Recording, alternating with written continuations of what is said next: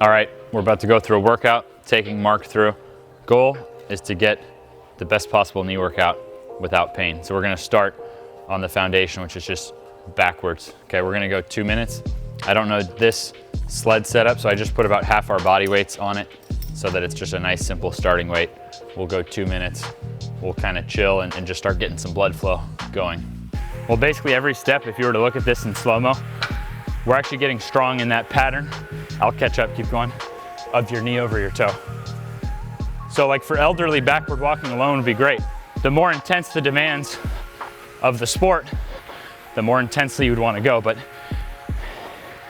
every study indicates that same thing. The stronger we are backwards, the more protected we are forwards. As Mark would say, that's good. Be polite. We'll walk over here. Be professional, but have a plan to outlift everybody you meet. Right. I have a plan to be stronger backwards than everybody I meet. With exercises like this, we don't have to treat this like with a bunch of sets or this or that. Right. So I just want you to do one set, but like really get it to a good point of blood flow, okay? So between what we just did and this, we're getting absurd amounts of blood flow through there. Yeah, because this motion was kind of being demonstrated on that last thing. Now, with the sled, different surfaces are gonna vary, right? So you have to find what works for you on your turf. But this is nice because it's just a load. Right. A load is a load anywhere, right? So for athletes, so this is 25 pounds. For athletes, I want them using 25% of their body weight. So you're talking like close to 60 pounds for, I don't know what your current weight is. Go ahead and try standing on it, because let's see, maybe you can start standing. On one foot? Yeah, stand this foot all the way on the board. Oh. Yeah, all right, right there, good. Now you're gonna lower this one to just the heel. Yep, good, and now flex up. Yep, stand up, there you go. Good, just to the, there you go. See what I'm saying? So don't break my fingers. Pain, good. Good, feel it, hold, yeah, and get like a half second at the top, you see what I mean? And now when you're working body weight like this, you don't need a hell of a lot of a break either. So you see the form there, how he's only going to the heel. That keeps it strict, you see what I mean? So you can't cheat. But you go ahead and rest the heel, kind of like a deadlift. Yeah, you'll actually feel the VMO harder that way, because it ensures no bounce. I see. You see what I mean? Think of it like a deadlift. Deadlift for the VMO, but again, the angle, proven for the patellar tendon. So that's a sneaky one. That patellar tendon gets overlooked, then the cartilage starts getting worn away.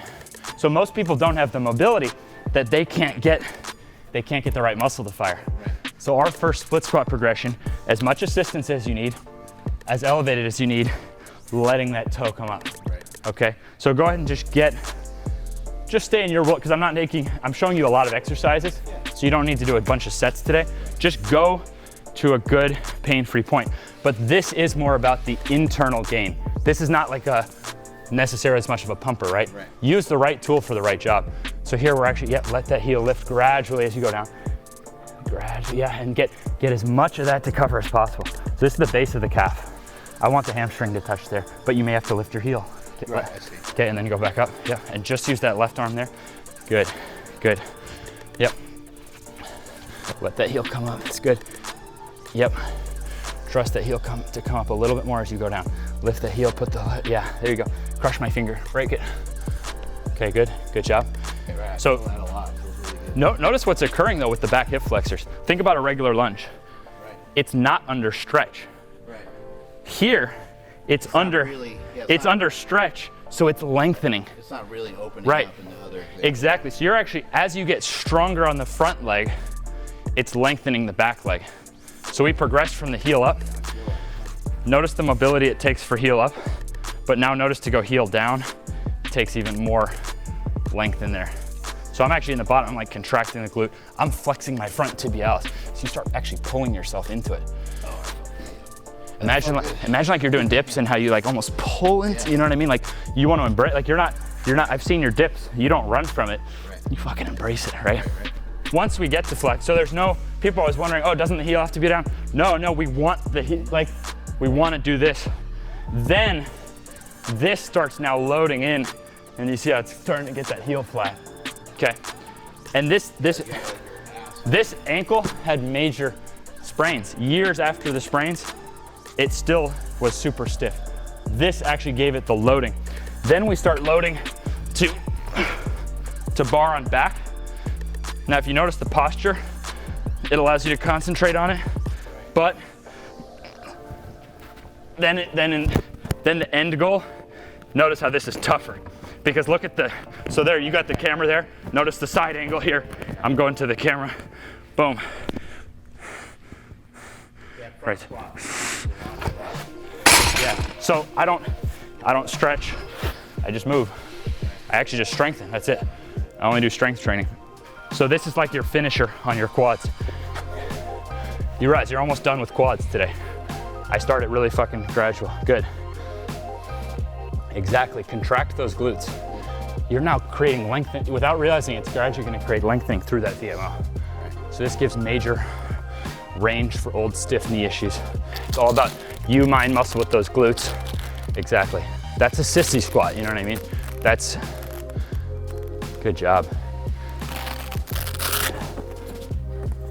Feels pretty good. I can try to go down lower. Good, good. This helps ensure, let me put that one, yep. This helps ensure that your leg drive isn't the weak point in the squat.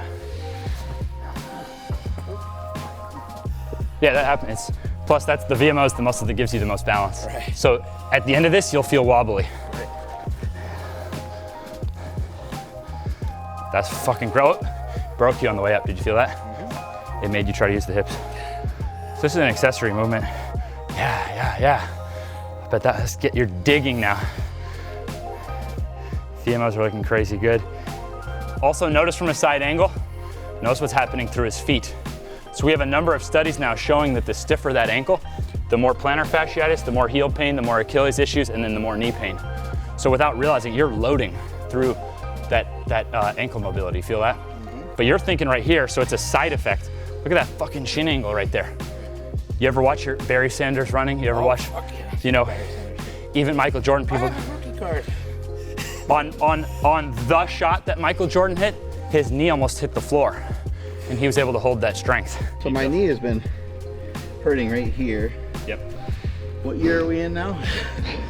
2021? Yep. I think since about 2008. The knee in here has been in quite a bit of pain. When I used to play basketball and used to just do stuff as a kid, it would swell up so much. I just had to stop playing basketball. I was like, I like football more, so I gravitated towards that. I don't feel any actual knee pain right now. That's good, that's good. And that will actually go away, like the long-term issue from the slant board. Plus the slant, so that's great as a finisher. Awesome. That's a finish, that's the end of a session. Right. That's actually how in my. It feels good on my heart rate feels up. Yeah. Too, even though like there was. It's a bit of a body comp thing at first because. No weight. Right, but we can't take long breaks. Right. The workouts have to be strategic at first to keep the blood flow concentrated. So here's why this is important. It just freaking gets right behind the knee. Right. And the Nordic tends to be something we just either, oh, you do it, or we just like stop doing it. Right. And the glute ham is dope, but the glute ham is more still on the upper. It's good, you can cheat. But it doesn't quite get behind the knee. Right. So this is right down low. Yeah. So again, just kind of think of this as a rest pause. Maybe do like 3 sets of 5, you know what I mean? Totally cheat on a couple. Yeah. But you see, and just, embrace the tension. Exactly. I'm not gonna be able to do this. No. I can feel like it just, I don't think. No, you're doing it. This is the adaptation. This is. Stay in here. Yeah, exactly, that's it. Yeah. It just feels like I'll blow my right. Exactly, and if you don't, and if an athlete doesn't, so take a short rest and get like 1 or 2 more sets. If, oh yeah, I see that. But now you see why so many athletes are blowing out their ACLs, because you put them into this and they feel like something's gonna blow. But that's why the trick is, rather than run from the quality completely, just embrace what you can.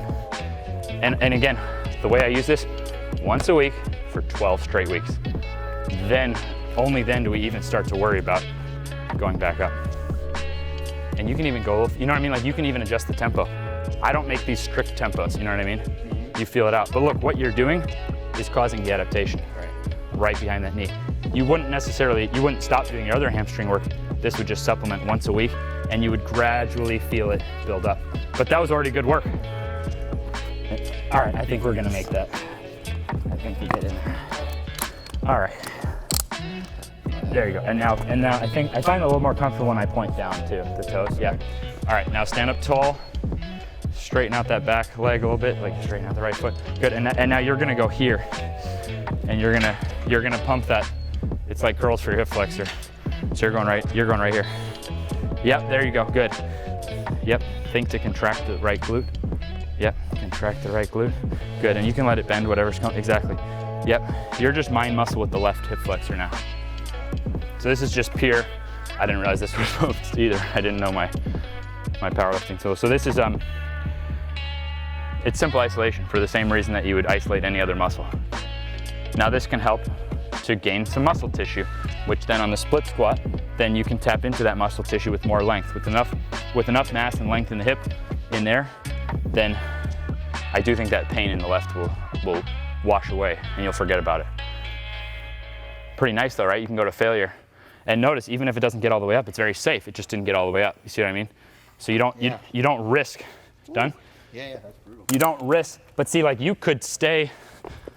Let's get it. All right. Take a break for a second. Take a break.